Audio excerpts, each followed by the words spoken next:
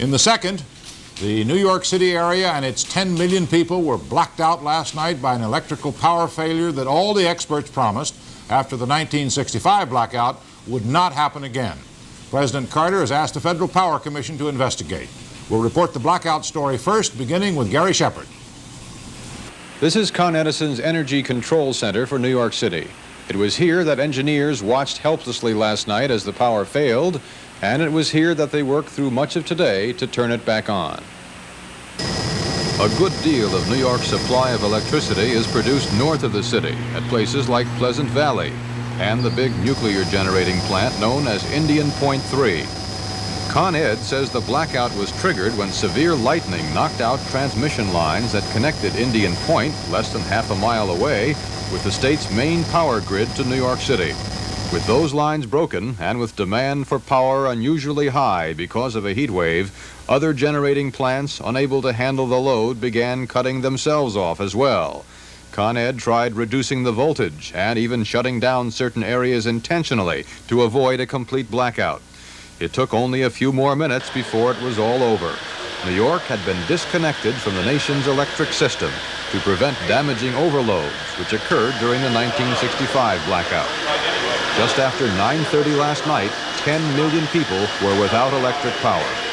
Mayor Abraham Beame declared a state of emergency, met today with his top advisors, and then told reporters he was outraged that what was never supposed to happen again had happened again.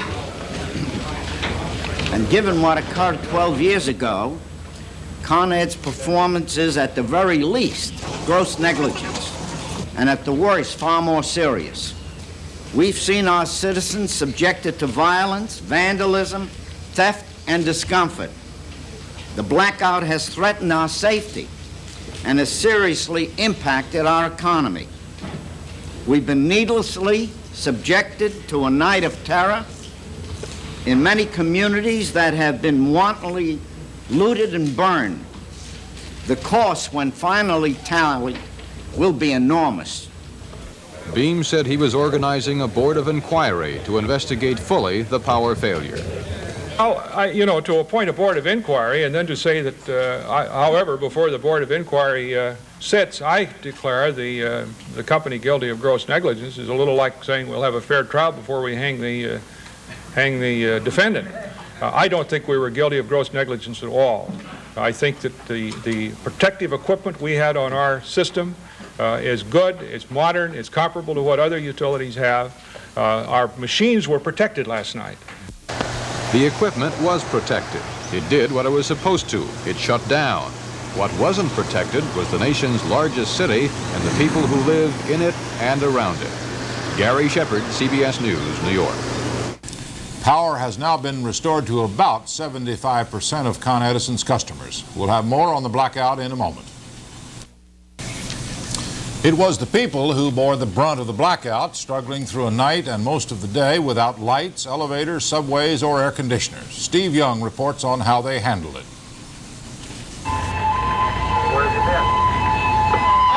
Out again. It was a miserable, muggy Wednesday night when the lights suddenly went out. Motorists and pedestrians moved cautiously, but with a certain self-confidence, for they'd been through it before. Without anyone asking them to, volunteers carrying flashlights showed up at intersections to direct snarled traffic. Many people took to the streets to stay cool. The Broadway crowd, suddenly plunged into darkness, made a beeline for Midtown bars. But for some, it was not fun, but terror. Among the worst places, stalled, sweltering subways. Yet some riders consider the subway a safer haven than the streets. Well, I'd rather stay in here than go out there and get raped or mugged or something. Many New Yorkers who managed to make it home were stopped in their tracks at the lobby. Why aren't you in your apartment?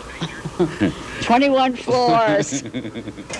Some people who tried the long stairways collapsed from the effort.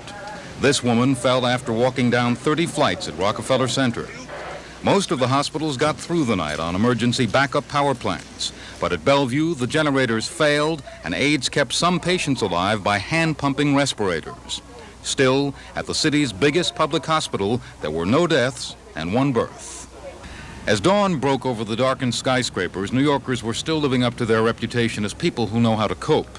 But the mayor considered the transportation and communication problems overwhelming, declared an emergency, and asked people to stay home. As a result, many normally crowded sections of the city took on the appearance of a ghost town. Around mid-morning, the power gradually was restored, neighborhood by neighborhood. But it came too late for some. From supermarket freezers, meat no longer safe to sell. For this merchant, $2,000 worth of ruined ice cream. My cone cost 45 cents, so you can imagine how many cones I have to sell to get 2,000 back. There was throughout New York a kind of philosophical acceptance and even pride that once again the city had taken a battering and survived. Steve Young, CBS News, New York.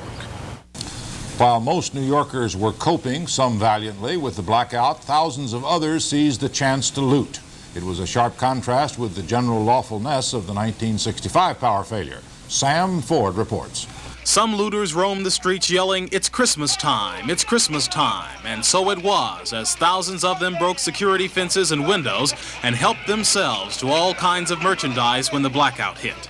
There was looting throughout the city, in Times Square, Harlem, Brooklyn, Queens, and the Bronx. In some cases, police were forced to abandon sections to looters who threw bricks and bottles, but police gradually regained control and arrested more than 2,500 people. One officer remarked that 5 times that many should have been arrested, but arresting was no easy job. 80 officers were injured. Firemen were kept busy as well last night, as more than 500 fires were set throughout the city, 42 of them serious. And as the darkness finally began to lift, several fires were still burning. And even by noon, scattered looting continued in central Harlem, where people walked away with merchandise as boldly as if they had paid for it.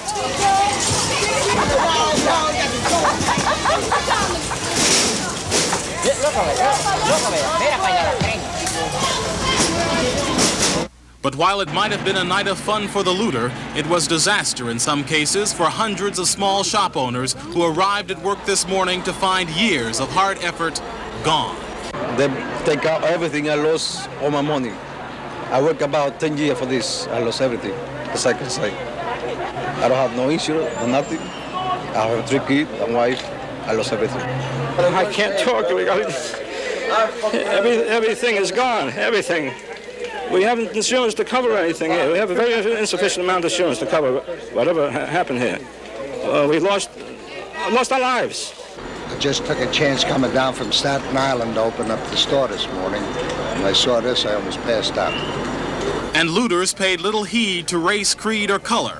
But one woman saved her bar by staying there all night. I think it's really disgusting, you know? It makes you really want to throw up when you look at what's happened, and we got to live here. It's no place for us to go.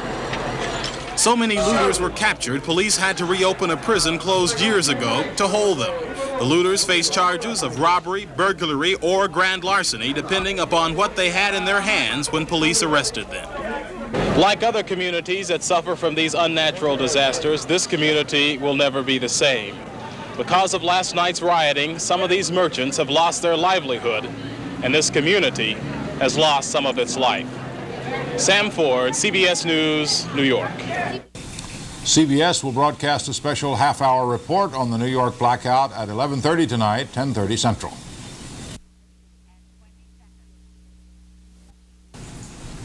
While thousands of strangers presumably were drawn together by the Great New York blackout, the city and its businesses were losing millions of dollars.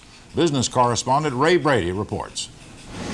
The Great Blackout is going to leave a lot of red ink behind it, especially for New York itself.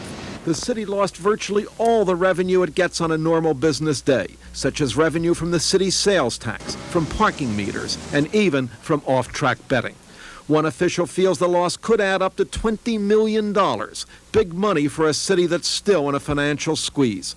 Nearly as hard hit Wall Street.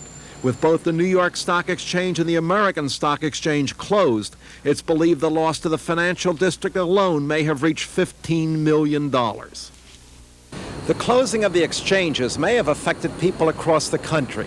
There were small regional exchanges open, but if an investor were worried about, say, the international situation and he wanted to sell, one Wall Streeter estimates that there are at least 1,000 stocks today in which there was no market to buy or sell.